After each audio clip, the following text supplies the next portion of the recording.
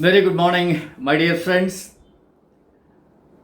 இந்த லைரிக்ஸ் வந்து நிறைய பேர் எனக்கு ஃபோன் பண்ணி சொல்கிறாங்க, உங்கள் மெசேஜஸ்லாம் ரொம்ப யூஸ்ஃபுல்லாக இருக்குது சார். நிறைய விஷயங்கள் வந்து எங்களுக்கு தெரியாமல் இருந்தது. நீங்கள் அதை வந்து அழகாக சிம்பிளாக எங்களுடைய மதர் டங்கில் தமிழில் சொல்லிடுறீங்க. இந்த புக்ஸ் எல்லாம் படித்தா எங்களுக்கு ஒன்றும் புரிய மாட்டேங்குது, யார்கிட்ட என்ன கேட்குறதுனே தெரியல. ஒரு குழந்தைய வளர்க்குறதுக்கு இவ்வளோ விஷயங்கள் இருக்கா அப்படின்னு சொல்லிட்டு அந்த 2 ஸ்டேஜை பார்த்த உடனே ஓரல் அண்ட் ஆனல் சொன்னாங்க.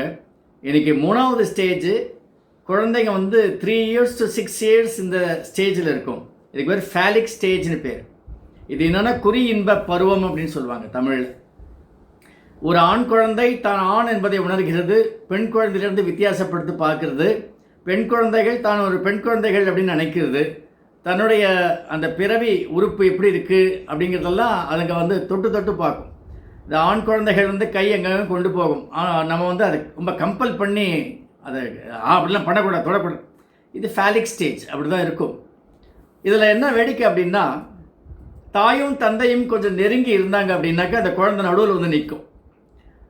அதுலேயும் முக்கியமாக இரவு நேரத்தில் அவங்க 2 பேரும் ஒன்றா படுக்கிறதுனாக்கா நேராக வந்து நடுவில் வந்து படுத்துக்கும் அந்த குழந்தைகள்லாம். என்னன்னா, என் தாய் எனக்கு மட்டும்தான் அப்படின்னு ஒரு பையன் நினைப்பான். அந்த நினைப்புக்கு வந்து எடிபஸ் காம்ப்ளெக்ஸ்னு பேர். அது வந்து ஃப்ராய்டு வந்து அது மாதிரி தான் சொல்கிறார். அது வந்து எடிபஸ் காம்ப்ளெக்ஸ் வந்து பையன் வந்து அம்மா வந்து எனக்கு தான், அப்பா தொடக்கூடாது, அப்பா தொட்டால் கையை எடுத்து விடுவாங்க. பையன் தான் பக்கத்தில் வந்து உட்காந்துப்பான். அப்பா கையை பிடிச்சிருந்தா கையை தள்ளி போட்டுட்டு பையன் பிடிச்சிப்பான். இதை நீங்கள் வந்து தவறாக நினைக்கக்கூடாது, அதை தொந்தரவாகவும் நினைக்கக்கூடாது. இந்த ஸ்டேஜில் இந்த குழந்தைகள் இப்படி தான் இருக்கும்னு சொல்லிட்டு அதுங்களுக்கு ஃபெசிலிட்டேட் பண்ணணும். உனக்கு அம்மானா ரொம்ப பிடிக்குமாடா செல்லம் அப்படின்னு சொல்லிட்டு பையன்கிட்ட பேக்கும்போது ஆமாம் அப்படின்னுவான். எனக்கும் அம்மாவை பிடிக்கும், நம்ம 2 பேரும் நீ அந்த கை பிடிச்சிக்கோ நான் அந்த கை பிடிச்சிக்கிறேன் அப்படின்னா அது ரொம்ப சந்தோஷமாக இருக்கும் இந்த குழந்தைகளுக்கு. ஆனால் அதை தொந்தரவாக நம்ம நினச்சி அதை கம்பல் பண்ண நம்ம ஆசைப்பட்டோம் அப்படின்னா அது அந்த குழந்தையுடைய மன வளர்ச்சியை ரொம்ப தடுக்கும். இதில் என்னுடைய ஃப்ரெண்டு வந்து சொன்னார், சார் என் ஒய்ஃப் வந்து ரொம்ப டிஸ்கம்ஃபர்ட்டாக ஃபீல் பண்ணுறாங்க. என்ன அப்படின்னா, அந்த பையன் வந்து மார்பு பகுதியை வந்து தொடரானா, பின்னால் வந்து அப்படியே பிடிக்கிறான், இடுப்பை பிடிச்சி இது பண்ணி விடுறான், தடவை விடுறான், இந்த மாதிரிலாம் பண்ணுறான். நான் சொன்னேன், இல்லை இது இந்த மாதிரி காம்ப்ளெக்ஸ் இந்த நேரத்தில் இந்த ஸ்டேஜில் வந்து ஃபேலிக் ஸ்டேஜில் இருக்கக்கூடியது. இதை பெருசாக ஒன்றும் இது பண்ணிக்க, அது செக்ஷுவல் இன்ஸ்டிங்க்ட் எதுவுமே கிடையாது. நீங்கள் அதனால் அதை பற்றி யோசிக்காதீங்க. Allow the child to have that. அந்த இன்பம் அதுக்கு வரும், அது வரதான் வரும். அதனால தான் வந்து ஆண் குழந்தைகள் அம்மாட்ட அட்டாச்சாக இருக்கும், பெண் குழந்தைகள் அப்பாட்ட ரொம்ப அட்டாச்சாக இருக்கும். அதனால் அதுங்க அப்பாவுடைய ஸ்பரிசம் படணும் அப்படின்னு எப்போவுமே நான் சொல்லிகிட்டே இருப்பேன். குழந்தைகளை வந்து இங்கே தொடணும், டச் வந்து ரொம்ப முக்கியம் அப்படின்னு சொல்லிட்டு. அதுலேயும் இந்த ஃபேலிக் ஸ்டேஜில் வந்து இந்த மாற்று பால் இனம் அது வந்து அந்த குழந்தைகளுக்கு வந்து அது இன்ட்ரெஸ்ட் அண்ட் அட்ராக்ஷன் வரும். அதில் வந்து நாம் வந்து தடுக்கவே கூடாது. தடுக்கக்கூடாது அப்படின்னு சொல்லியாச்சுன்னா தடுத்தா என்ன ஆகும் சார் அப்படின்னு ஒருத்தர் கேட்டார்.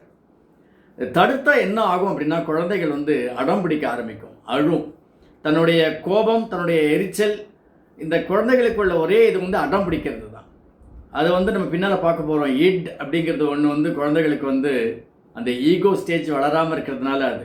ஸோ நீங்கள் வலுக்கட்டாயமாக குழந்தைய தரன்னு இழுத்துட்டு போய் ஒரு ரூமை திறந்து கதவை உள்ளே போட்டு பூட்டிட்டீங்க அப்படின்னா பயங்கர குழந்தை அப்செட் ஆகிடும்.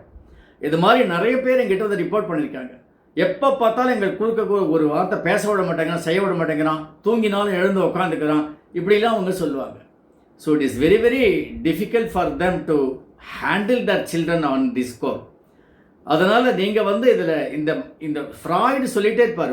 அந்த 5 ஸ்டேஜில் இந்த 3வது ஸ்டேஜ் வந்து ரொம்ப முக்கியம். குழந்தைகள் வந்து நிறைய லேர்ன் பண்ணும், நிறைய கொஸ்டின்ஸ் பண்ணும்.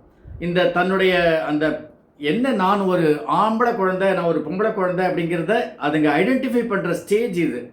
ஸோ இதில் வந்து நம்ம வந்து சரியாக ஹேண்டில் பண்ணலை அப்படின்னா சீரியஸ் ப்ராப்ளம் உருவாயிடும் அந்த குழந்தைகளுக்கு மனத்தளவில். அது என்ன ஆகிடும் அப்படின்னா, அந்த ஒரு வளர்ந்து வந்த அப்புறம் அந்த சின்ன வயசில் அம்மா மேலேயோ பையனுக்கோ இல்லை அப்பா மேலே பொண்ணுக்கோ ஏற்படக்கூடிய அந்த வெறுப்பு, கோபம், எரிச்சல் இதெல்லாம் அது நிரந்தரமான ஒரு ஹேட்ரடாக உருவாயிடும். இது ரொம்ப கேர்ஃபுல்லாக இருக்கணும், ரொம்ப ஜாக்கிரதையாக இருக்கணும். நம்ம அடுத்த ஸ்டேஜை நம்ம பார்க்க போகிறோம். ஏதாவது ஒரு டவுட் இருந்தது உங்களுக்கு, இல்லை உங்களுடைய குழந்தைக்கு சம்மந்தமான ஏதாவது பிரச்சனை வந்தது அப்படின்னா நான் என் நம்பர் கொடுக்குறேன். நீங்கள் அதில் காண்டாக்ட் பண்ணுங்க. அதாவது வாட்ஸ்அப்பில் நீங்கள் மெசேஜ் கொடுங்க, நீங்கள் யாருன்னு சொல்லி உங்களுக்கு என்ன வேணும்னு. ஈவன் கமெண்ட் செக்ஷன்லேயும் நீங்கள் லைரிக்ஸ் வெல்னஸ் தமிழ் சைட்டுக்கு போய் நீங்கள் கமெண்ட் செக்ஷனில் கொடுக்கலாம். I will respond. அடுத்தது நாளைக்கு நம்ம அடுத்த குழந்தைங்களோட அடுத்த ஸ்டேஜில் நான் வந்து உங்களை சந்திக்கிறேன். All the best. Thank you very much.